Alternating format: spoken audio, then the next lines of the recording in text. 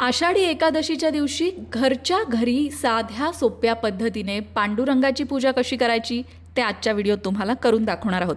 त्यामुळे जरी यंदा तुम्हाला वारीला जायला जमलं नसेल तरी वाईट वाटून घेऊ नका. व्हिडिओत दाखवल्याप्रमाणे घरच्या घरी विठ्ठलाची पूजा तुम्ही करू शकता. 25 तारखेला आहे आषाढी एकादशी आणि या दिवशी सकाळी किंवा संध्याकाळी ज्या वेळेला जमेल त्या वेळेला ही पूजा करायची आहे. चला तर सुरुवात करूया. नमस्कार, मी आहे कविता कुलकर्णी आणि आज मी तुम्हाला दाखवणार आहे घरच्या घरी पांडुरंगाची पूजा कशी करावी. खरं तर प्रत्येक पूजेसाठी अवलंबण्यात येणाऱ्या प्रथा परंपरा या प्रत्येक घराप्रमाणे प्रत्येक गावाप्रमाणे बदलतात, पण साधारणतः पूजेमध्ये ज्या गोष्टी केल्या जातात त्याच गोष्टी या व्हिडिओत दाखवण्याचा प्रयत्न आम्ही करणार आहोत. मंडळी, पूजेसाठी आधी साहित्य काय काय हवं ते बघूया. नैवेद्यासाठी घेतलेली आहेत 5 प्रकारची फळं, त्यानंतर हळदी कुंकू अक्षता अर्थात दिवा समई, त्याचबरोबर पूजेसाठी हवीत भरपूर फुलं आणि हो, पांडुरंगाची पूजा आहे त्यामुळे तुळस विसरायची नाही, तुळस तर हवीच. पंचामृत, कापूर, अत्तर, तुपाचा दिवा, शुद्ध पाणी, पांडुरंगाचा फोटो किंवा पांडुरंगाची मूर्ती, तुमच्याकडे जे काही असेल ते तुम्ही घेऊ शकता. मी इथे तुम्हाला दोन्ही गोष्टी घेऊन दाखवणार आहे. पांडुरंगाचा फोटो पण मांडलेला आहे आणि विठ्ठल रुक्मिणीची छोटीशी मूर्ती, तिची सुद्धा पूजा आपण करणार आहोत. अशा प्रकारे साहित्याची जमवाजमव झालेली आहे. आता आपण सुरुवात करूया पूजेला. तुम्ही इथे बघू शकता की तयारी कशा प्रकारे केली आहे. एक चौरंग मांडलाय, त्यावर एक वस्त्र अंथरलेलं आहे, त्याचबरोबर ताम्हण घेतलेलं आहे आणि या चौरंगाभोवती मोत्यांची रांगोळी मांडली. तुम्ही सुंदरशी रांगोळी काढू सुद्धा शकता. पूजेसाठी सगळ्यात आधी समई लावून घेतलेली आहे. या प्रकारे आपण पूजेची प्राथमिक तयारी केली आहे. पूजेला सुरुवात करण्याआधी तुम्हाला दिसत असेल हे ताम्हण घेतलंय आणि त्याच्या शेजारी विड्याची पानं मांडली आहेत, त्यावर अक्षता सुद्धा ठेवलेल्या आहेत. ही तयारी कशाची?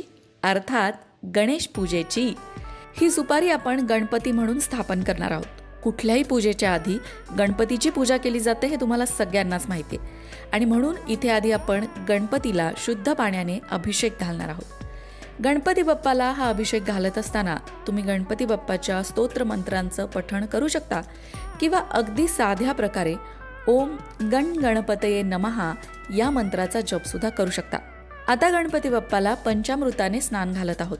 पंचामृत कसं बनवायचं याचा एक व्हिडिओ आपल्या लोकमत भक्ती चॅनलवर आहे, तो नक्की बघा. या प्रकारे पंचामृताने गणपती बाप्पाला अभिषेक झाल्यानंतर पुन्हा शुद्धोदक स्नान, पुन्हा शुद्ध पाण्याने गणपती बाप्पाला अभिषेक करत आहोत. आता गणपती बाप्पाची स्थापना आपण या विड्याच्या पानावर करूया. गणपती बाप्पाची पूजा करताना गणपती बाप्पाला हळदी कुंकू अक्षता एक फूल वाहायचं आहे आणि मनोभावे गणपती बाप्पाला नमस्कार करायचा आहे. गणपती बाप्पाच्या पूजेनंतर आपण आता वळणार आहोत आपल्या मुख्य पूजेकडे, अर्थात पांडुरंगाच्या पूजेकडे. त्यासाठी मी इथे छोटीशी ही मूर्ती घेतलेली आहे. विठ्ठल रुक्मिणीची ही मूर्ती आहे आणि या मूर्तीची पूजा आज आपण करणार आहोत. आपण आज या व्हिडिओसाठी मूर्ती आणि फोटो दोन्ही घेतलेला आहे आणि दोन्हीची पूजा करून तुम्हाला दाखवणार आहे.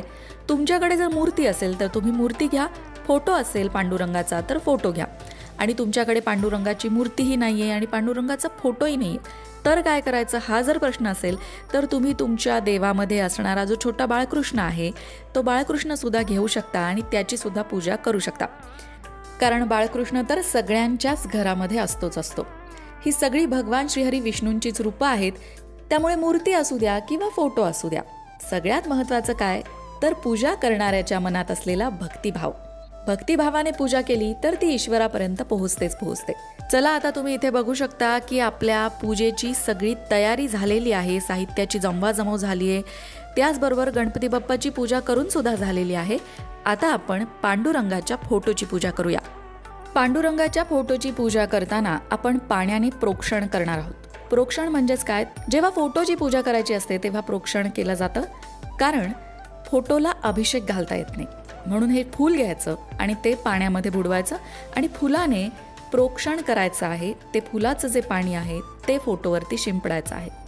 या प्रकारे पाण्याने प्रोक्षण झाल्यानंतर फुलाने दूध सुद्धा थोडंसं फोटोवरती शिंपडायचं आहे आणि पुन्हा शुद्ध पाणी शिंपडायचं आहे. त्यानंतर फोटो व्यवस्थित पुसून घ्यायचा आहे शुद्ध वस्त्राने.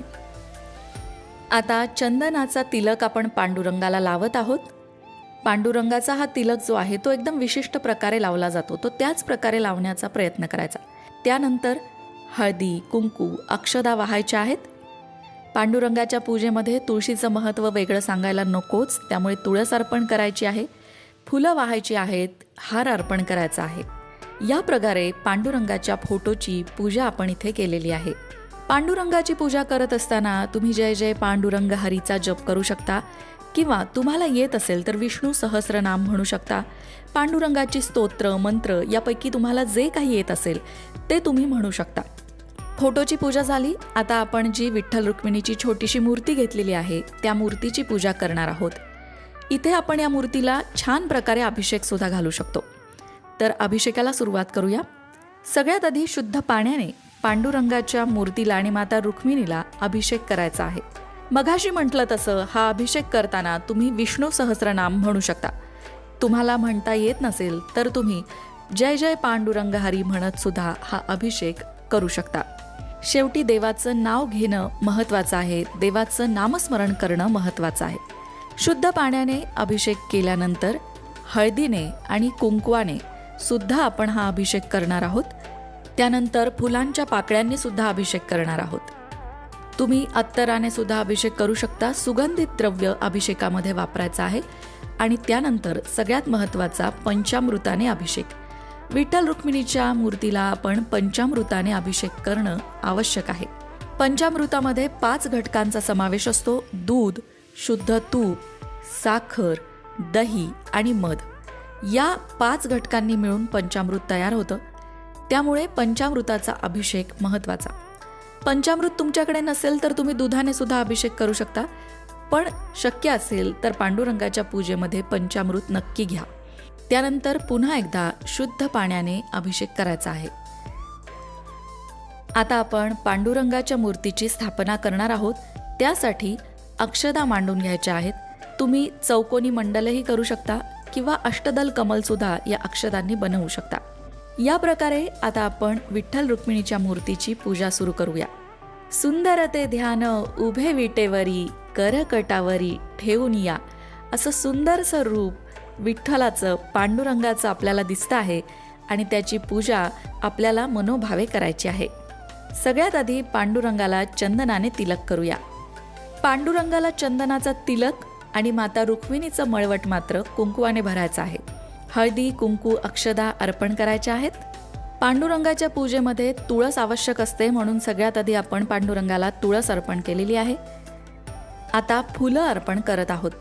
रुक्मिणी मातेसाठी म्हणून इथे गजरा सुद्धा मी अर्पण केला आहे. पूजेचा हा चौरंग तुम्ही तुमच्या आवडीनुसार फुलांनी छान सजवू सुद्धा शकता. त्यामुळे पूजा सुंदर दिसते आणि हे करत असताना आपलं मन प्रसन्न होतं. अशी ही सुंदर पूजा मांडलेली बघून बघणाऱ्याच्या मनातले सगळे विकार नष्ट होतात, मन शुद्ध होतं, प्रसन्न होतं. ज्यांना आषाढी एकादशी निमित्त पंढरपूरला जायला जमत नाही ते सगळेजण घरी अशा प्रकारे अगदी साध्या पद्धतीने पांडुरंगाची पूजा करू शकतात आणि पांडुरंगाच्या भक्तीमध्ये रममान होऊ शकतात. आता पांडुरंगाच्या पूजेमधल्या शेवटच्या भागाकडे आपण चाललो आहोत. धूप, दीप, नैवेद्य. आपण उदबत्ती लावून घेतली आहे आणि त्याने पांडुरंगाला ओवाळत आहोत. नैवेद्यासाठी घेतलेली आहेत 5 प्रकारची फळं. तुम्हाला जी उपलब्ध होतील ती तुम्ही घेऊ शकता.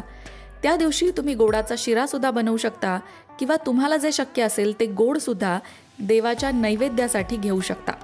पाण्याचं मंडल करून घ्यायचं आहे आणि पंचामृताचं नैवेद्यसुद्धा इथे दाखवायचं आहे बरं का. तर 5 फळं, पंचामृत मी इथे घेतले. तुम्ही यामध्ये एखादा गोडाचा पदार्थसुद्धा घेऊ शकता आणि 3 वेळा या नैवेद्यासाठी पाणी फिरवायचं आहे आणि शेवटी ते पाणी आपल्या डोळ्यांना लावायचं आहे. तुम्ही बघू शकता किती सुंदर आपली पूजा दिसतीये. बघूनच मन प्रसन्न होतंय. आता पूजेचा सगळ्यात महत्त्वाचा भाग, तो म्हणजे पांडुरंगाची आरती. तुपाचा दिवा लावून घ्यायचा आहे आणि पांडुरंगाची आरती करायची आहे. सगळ्यात आधी गणपती बाप्पाची आरती म्हणायची आणि त्यानंतर पांडुरंगाची आरती म्हणायची. युगे 28 विटेवरी उभा वामांगी रुक्माई दिसे दिव्य शोभा. ही पांडुरंगाची आरती घरातल्या सगळ्यांनी एकत्र येऊन म्हणायची आहे. देवाची कापूर आरती सुद्धा करायची आहे. कापूर सुद्धा घेऊन तोही ओवाळायचा आहे. मंडळी, इथे साध्या सोप्या पद्धतीने पूजा दाखवण्याचा प्रयत्न आम्ही केला आहे. या व्यतिरिक्त सुद्धा काही प्रथा परंपरा तुमच्याकडे असतील तर त्या तुम्ही नक्की करा. त्याचबरोबर कमेंट बॉक्समध्ये आजचा व्हिडिओ तुम्हाला कसा वाटला ते सुद्धा नक्की सांगा.